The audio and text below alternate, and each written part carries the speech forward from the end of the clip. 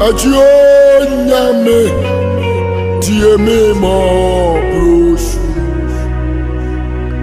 Esu mwatafo etwa me huasia atiri se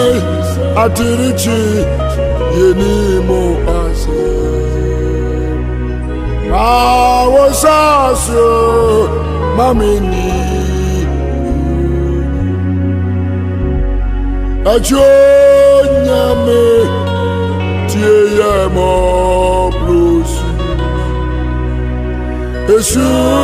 mwatafo etwa ye huasia Adichi adise yeni mo ase awosaso mamini awosaso mamini awosaso mamini Awosaso mamini awosaso mamini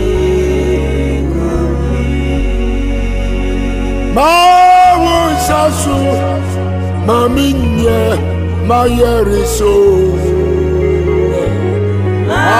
awosaso mamini awosaso mami hunu wani onya awosaso mamini Agya Nyame tie ye mobro Esu mwatafo etwa ye huasia Adirichi adirise yeni mo ase awosaso